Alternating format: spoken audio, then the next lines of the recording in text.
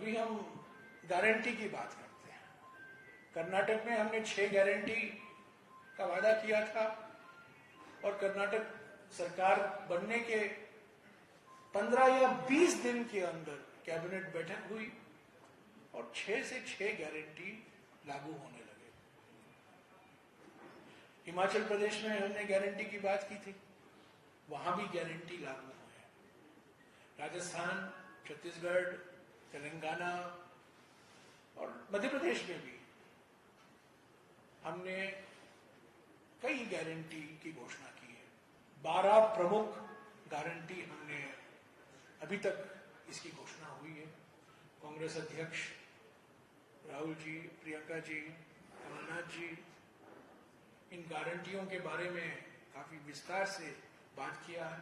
ये प्रमुख गारंटी है महिलाओं के लिए, युवाओं के लिए, किसानों के लिए और आदिवासियों के लिए, समाज के हर वर्ग के लिए। और मैं सारे 12 गारंटी नहीं गिनाऊंगा, पर जो 4 या 5 मुख्य गारंटी है जो हमने दूसरे राज्यों में करके दिखाया है, उसी का मैं जिक्र करूंगा। क्योंकि कहना तो आसान है, पर कर दिखाना असली बात तो वो है। कथनी और करनी में कोई अंतर नहीं होना चाहिए। वादे तो सभी करते हैं, पर हमने गारंटी का वादा किया था, गारंटी कहा था और हमने कर दिखाया है। और मध्य प्रदेश में भी ये 4 या 5 प्रमुख गारंटी का मैं जिक्र करूंगा। पहले तो महिलाओं के लिए जो हमने गारंटी किया है कि गैस सिलेंडर 500 रुपया होगा, ये गारंटी है। ये गारंटी हमने अन्य राज्यों में भी किया है और करके दिखाया है। और यहां भी हमने गारंटी दी है कि पहले जनवरी 2024 से गैस सिलेंडर 500 रुपया होगा और महिलाओं के खाते में सीधा 1500 रुपया जमा होगा। ये पहले जनवरी 2024 से लागू होगा। दूसरी बात जो हमने कहा है किसानों के बारे में, ये खास महत्व रखता है मध्य प्रदेश में। जो एमएसपी की बात की है, एमएसपी का गारंटी हमने दिया है।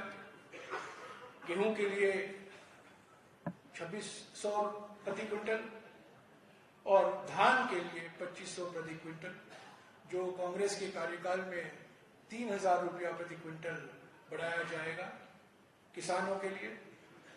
और जो 2018 का वादा था, जो कमलनाथ जी सरकार ने शुरुआत की थी पूरे करने के लिए, जो 2 लाख रुपए तक कर्जा माफ का वादा था किसानों के लिए, वो फिर से लागू होगा ताकि सभी किसान का कर्जा माफ हो 2 लाख रुपए तक।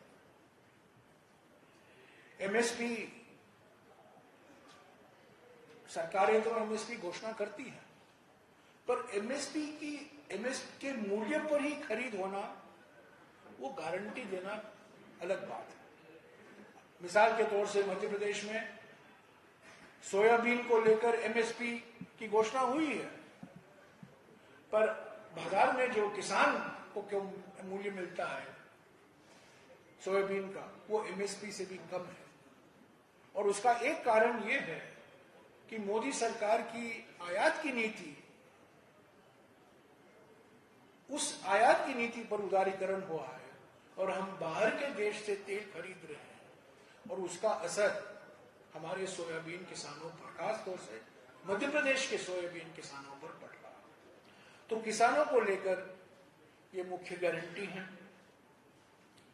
बिजली को लेकर हमने गारंटी दी है कि 100 यूनिट पर मुफ्त बिजली दिया जाएगा परिवारों को और 100 से 200 यूनिट तक बिल जो भी है उसका आधा किया जाएगा। पर पहले 100 यूनिट के लिए बिजली मुफ्त दिया जाएगा। एक जमाने में प्रधानमंत्री इसको रेवड़ी कहते थे, आजकल रेवड़ी का शब्द इस्तेमाल नहीं करते हैं प्रधानमंत्री। अगर आपने छत्तीसगढ़ के घोषणा पत्र पढ़ा होगा तो ये तो रेवड़ी ही रेवड़ी रेवड़ी है और वो कहते हैं कि ये मोदी की गारंटी है, पर जब कांग्रेस वादा करती है तब कहते हैं ये रेवड़ी है। तो अभी रेवड़ी अभी इतिहास हो गया है, रेवड़ी का शब्द उनके मुंह से नहीं निकलेगा।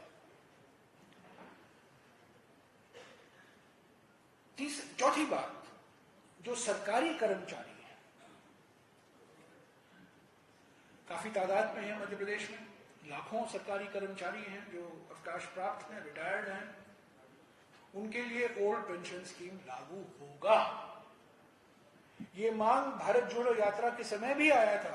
राहुल जी से रोज लोग मिला करते थे और ओपीएस की मांग करते थे, और तब भी राहुल जी ने कहा था कि जब हमारी सरकार बनेगी हम ओपीएस लागू करेंगे। हिमाचल में लागू हुआ है, राजस्थान में लागू हुआ है और मध्य प्रदेश में भी लागू होगा ओल्ड पेंशन स्कीम। हमारी कड़ी आलोचना हुई, मोदी सरकार और वित्त मंत्री ने हमारी कड़ी आलोचना की, पर असली बात यह है कि केंद्र सरकार भी अभी मजबूर हो गई है कि न्यू पेंशन स्कीम की समीक्षा कर रही है। अभी वो न्यू पेंशन स्कीम की बात नहीं करती है, वो कहते हैं मॉडिफाइड पेंशन स्कीम, ये हम बदलेंगे। तो ये ओल्ड पेंशन स्कीम जो वादा राहुल जी ने भारत जोड़ो यात्रा के समय कई संगठनों को किया था, मुझे याद है कुछ 9-10 बैठकें हुई थी इस दौरान, 13 दिन के दौरान, और सभी ने एक ही मांग थी कि ओल्ड पेंशन स्कीम लागू हो। तो इसकी गारंटी भी हमारे वचन पत्र में, हमारे नेताओं के भाषण में दिया गया है। युवाओं को लेकर 3-4 बड़े गारंटियां हैं।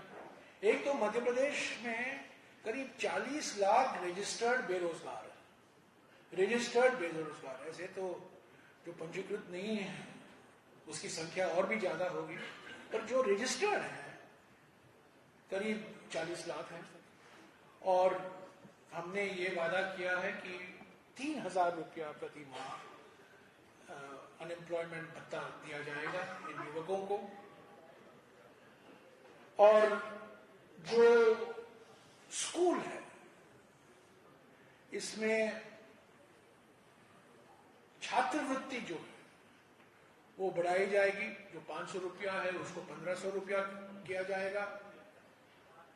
और शिक्षा में जो सुधार लाने की जरूरत है वो जरूर लाया जाएगा, क्योंकि शिक्षा के बिना युवकों का भविष्य उज्जवल नहीं होगा। इसीलिए युवाओं के लिए खास तौर से शिक्षा पर ये गारंटी का ध्यान दिया गया है। 2 लाख सरकारी पदों को भरा जाएगा। जो अभी जो 2 लाख सरकारी पोस्ट है जो वेकेंट है उसको भरा जाएगा, भर्ती होगा। और जो बैकलॉग है वो 1 या 1.5 साल के अंदर उसको